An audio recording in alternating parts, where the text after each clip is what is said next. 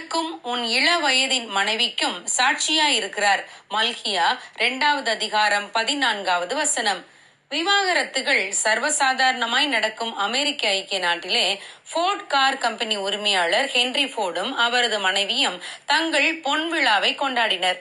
அதை கேள்விப்பட்டு மிகவும் ஆச்சரியப்பட்ட ரிப்போர்ட்டர்கள் அவரிடமே வந்துவிட்டனர். உங்களுடைய வெற்றிகரமான 50 ஆண்டு திருமண வாழ்வின் ரகசியம் என்ன என்று கேட்டனர். அதற்கு ஹென்றி ஃபோர்ட், என் கார்களை உற்பத்தி செய்ய நான் என்ன ஃபார்முலாவை பயன்படுத்துகிறேனோ அதே ஃபார்முலாவைத்தான் என் திருமண வாழ்விலும் பயன்படுத்தினேன். Just stick to one model என்பதுதான் அந்த ஃபார்முலா என்று கூறினார். ஆம் பிரியமானவர்களே, தேவன் நமக்கு தந்த வாழ்க்கை துணையோடு இன்பத்திலும் துன்பத்திலும் பிரியாமல் வாழ்வதுதான் திருமண வாழ்வின் வெற்றியின் ரகசியம். இன்று கலாச்சார சீரழிவுகள் அதிகரித்துக் கொண்டிருக்கின்றன. 3வது திருமணம், 4வது திருமணம் என்று சர்வசாதாரணமாக மக்கள் திருமணங்களை செய்வதும் விவாகரத்துகளை செய்வதும் அதிகரித்து விட்டன. தேவன் மல்கியா தீர்க்கதரிசியின் மூலமாக கணவன் மனைவி உறவில் தம்முடைய எதிர்பார்ப்பை தமது ஜனங்களுக்கு வெளிப்படுத்தினார். கர்த்தர் உனக்கும் உன் இள வயதின் மனைவிக்கும் சாட்சியாயிருக்கிறார். உன் தோழியும் உன் உடன்படிக்கையின் மனைவியுமாகிய அவளுக்கு நீ துரோகம் பண்ணினாயே. அவர் ஒருவனை அல்லவா படைத்தார். ஆவி அவரிடத்தில் பரிபூர்ணமாய் இருந்ததே. பின்ன ஏன் ஒருவனை படைத்தார்? தேவ பக்தியுள்ள சந்ததியை பெரும்படித்தானே.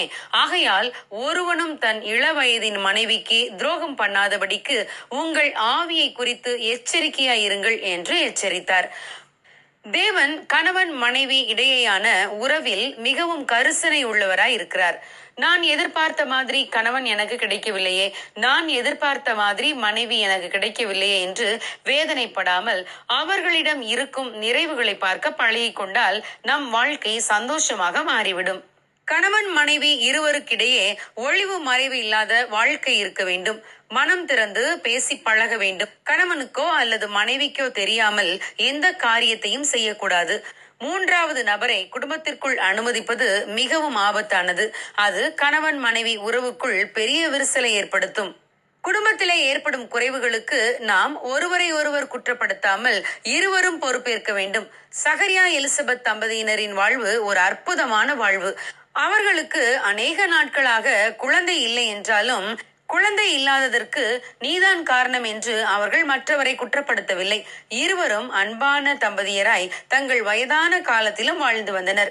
அவர்கள் இருவரும் கர்த்தரிட்ட சகல கற்பனைகளின்படியேயும் நியமங்களின்படியேயும் குற்றமற்றவர்களாய் நடந்து தேவனுக்கு முன்பாக நீதியுள்ளவர்களாய் இருந்தார்கள் என்று வேதம் கூறுகிறது.